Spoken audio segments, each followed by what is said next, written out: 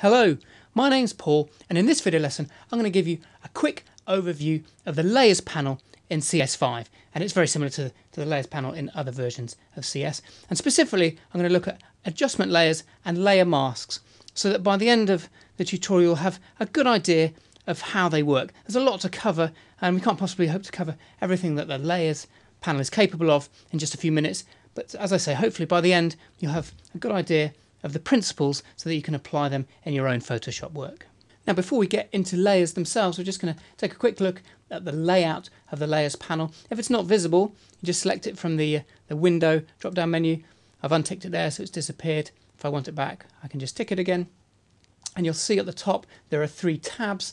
Layers is usually selected by default. There's also channels, which gives you the different channel information, the different coloured channels that are in the image, and a tab called Pars, which shows you any Pars cutouts you've made using the pen tool. But as I say, it's the Layers part of this panel that we'll be looking at in most detail. And down at the bottom here you've got various options. You've got an effects menu, which allows you to put drop shadows, inner shadows and bevels and so on images and text when you're combining them. There's also an icon for adding a layer mask, which we'll look at in a second, and there's an icon for creating an adjustment layer, and again we'll look at that in some detail. And finally there's a little icon down here which allows you to create a new layer. Now, as you can see in our landscape image here, there are lots of layers here stacked up in our layer stack, and they're all affecting our original colour image in various ways. And I'm not going to go into too much detail about what each of these layers is doing, but suffice it to say, if I click on this eye icon here, this visibility icon, I can turn each of these layers off in turn, turn off all the effects I've added to get back to my original background layer. And I'm going to ignore all these for the time being, and I'm just going to get started by showing you how to create an adjustment layer, because this is something you'll be doing time and time again when you're editing in Photoshop. Now, before I create an adjustment layer, I'm just going to right click on this background layer and select duplicate layer from the drop down menu, call it background copy, and click OK. And there we have a copy of my original colour image. Now, the reason I've done this is it's very good practice to create a copy, just in case you ever want to, you make a mistake or you want to go back to your original. You've always got your background layer intact and unaltered. Any adjustments I make will only affect the background copy and not the background, so I can always go back at any time. So background copy created, I can then go down to the half moon icon down here to create a new adjustment layer.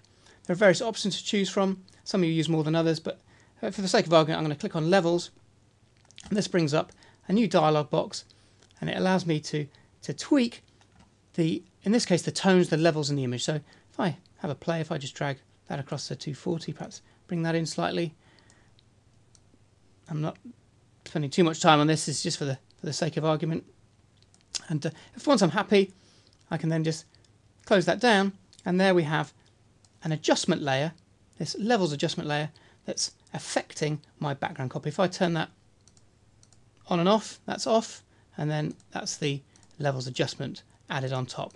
And it's added in a layer on top of my background copy. My background copy is actually still intact, and I could just delete this levels adjustment layer at any time. So it's sort of layering it on top.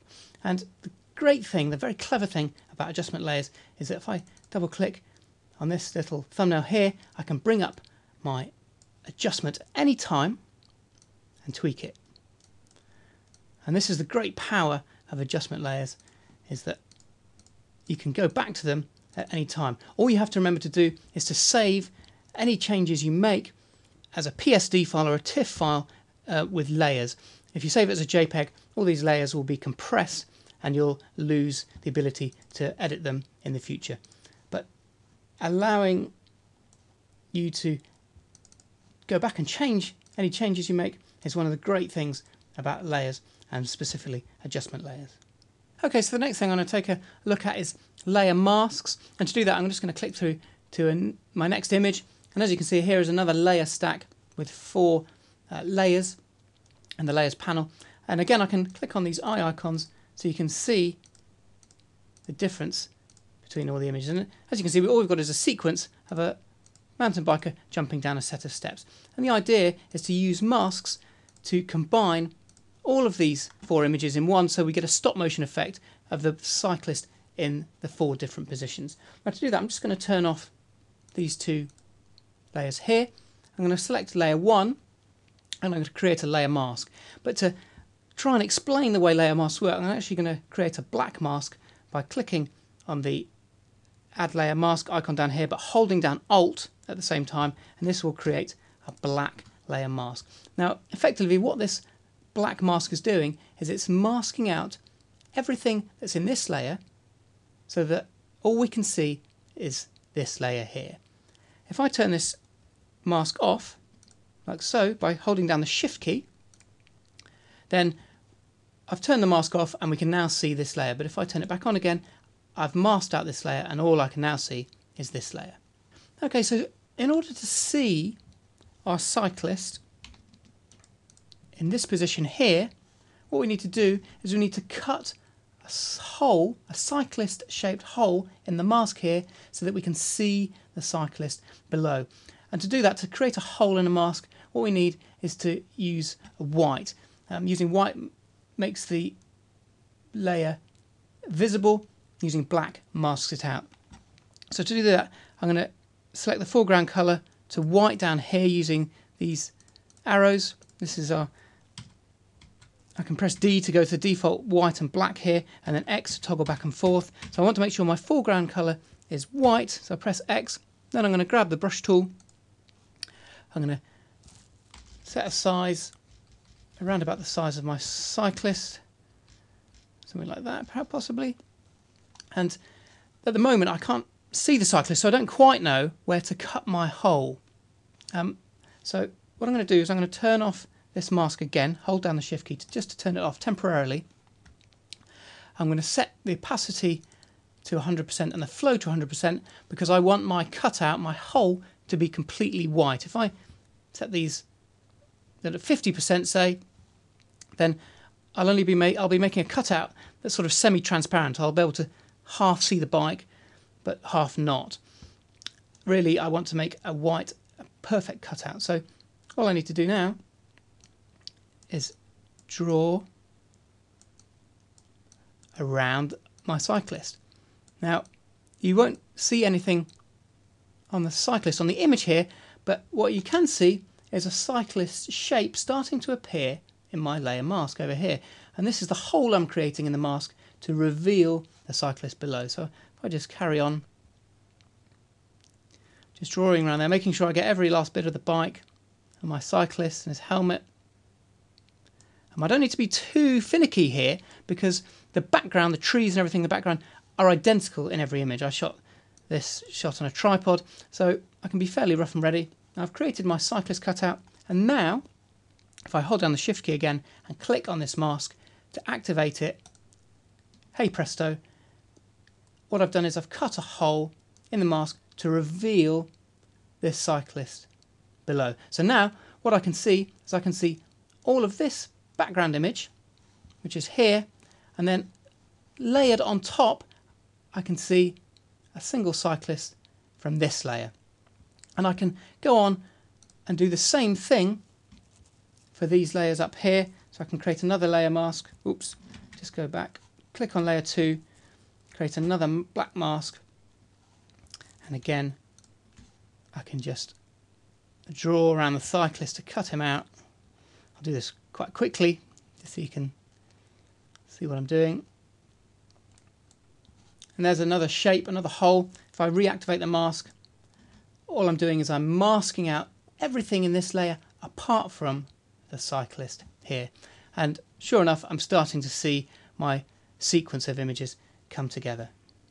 Now, as with adjustment layers, the great thing about layer masks is that you can go back at any time and tweak them, adjust them, make them more or less opaque using the slider up here. Let's say I drag that along here, you can see the cyclist becoming more and less opaque. And I can use my brush to paint black, say, if I want to paint black back in, if I want to put the mask, mask out the cyclist again, all I have to do is draw over him like that, and you can see I'm starting to blacken mask over my hole that I've created to erase this cyclist. And you can see the effect that's having on the layer mask over here. I'm basically filling in that hole I've created so that you can no longer see the cyclist below. Okay, so we've seen how black masks work to mask things out. And the next thing I'm going to look at is exactly the same thing, but in reverse. So if I go to this image here, this portrait, and you can see we've got a background layer and we've got a soft focus layer above. I've created a layer using one of the blurring options here, and you can see it's blurred our sharp image and it's just softened all the features. And this is quite an effective way of perhaps retouching portraits with blemishes. You can just soften the features, but of course by softening the features like that, we've not only blurred the skin tones and smoothed out the skin tones, we've also blurred and smoothed out the detail in the eyes and the lips. And this is where masks come in handy. You can paint black on a white mask to mask out the blurring of this layer and reveal the sharp layer below. And I'll just show you how to do that in a sec. So we click soft focus, make sure this layer is selected, click on the layer mask icon. This time we're creating just a standard white, default white layer mask, and we want to make sure that our foreground color is set to black this time. And what I might do is actually might tweak the opacity of our brush and the flow just so I can build things up more gradually. This allows us to paint the detail in the eyes back in bit by bit. I set those both to 50%. Make sure our brush is roughly the right size, that looks about right. And then what I'm going to do is I'm going to paint in black the areas of blurred layer that I want to mask out to reveal this sharp layer below. So if I just paint slowly over the eyes, and you'll see this black blob appearing in the layer mask, and all this is doing is it's masking out the blurred layer I've created to reveal the sharp layer beneath. And I can do that with the other eye, and I can just do it with the lips. And for the sake of this tutorial, I've made the blur much more obvious than you might normally. You wouldn't normally blur a face this much, but it makes it obvious exactly what it is we're trying to do. And you can see a face shape starting to appear in the layer mask where I've masked out the blurred layer to reveal the sharp layer below. And it's exactly the same as I was doing in the jump shot, but only this time I'm painting black on white to mask out small areas rather than white on black to reveal small areas. So as you can see, this is an effective way of revealing detail. And again, if I decide that the blurring is too much, I can click on this blur layer and I can dial the opacity down. If I dial it down to 0, then I can see through this layer completely, and all I've got is the background layer below. If I drag it up, it increasingly softens the image, and all the way up to 100% where it's really soft and blurred. So I might go for, say, 40%, which just softens the skin tone slightly and makes for a more realistic effect. As with our mountain biking shot, the great thing about these layer masks is that once I've created them, as long as I save my image as a PSD or a TIFF file, I can go back to them at any time and tweak them to my heart's content. So let's say I'm not happy with the mask I've created here. I can change my brush to white and I can tweak things. I can paint over the eye here to basically erase the mask I've created and reveal the blurred layer again. And if I'm not happy, if I think actually it hasn't worked, I'm going to go back. All I have to do is go back to black, maybe ramp up the opacity and just draw in my mask again, my black mask, to reveal the detail, the sharp detail in the layer below. Okay, so we've had a look at adjustment layers and layer masks, but the one thing we haven't really touched on is blending modes.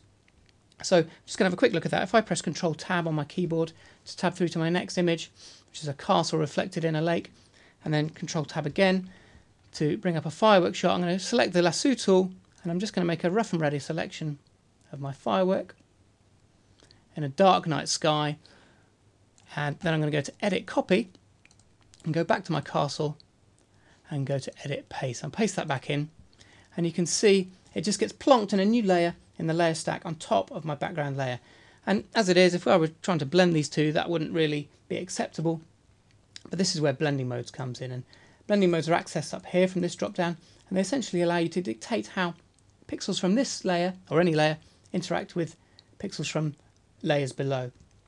And if I make sure layer 1 is selected, I'm going to choose just one of these as an example to give you an idea of how it works. I'm going to select lighten, and lighten basically means that only the pixels in this layer that I've just pasted on that are lighter than the pixels in the layer below will appear. So if I click on lighten, any of the darker pixels will disappear, and all I'll be able to see is the lighter pixels. And hey presto, there you have our fireworks overlaid on our background image. And if I grab the move tool, I can move that over here so it's out of the way of the castle and doesn't look so plonked on. I can select the background layer, and there you have a more realistic composite, and I could obviously add more fireworks across the sky here to create a realistic fireworks display above the castle. Now, as I say, there are various options in the blending mode menu here, and I've given you one as an example, but you can experiment with the others in your own time, and they really are very useful when you're merging multiple images in Photoshop. So there you have it, really, a very quick guided tour of the layers panel. Now I realise it's a bit rough and ready, we can't possibly cover everything, but hopefully it'll give you some idea of the basics so that you can start applying some of these skills and start using layers in your own Photoshop work.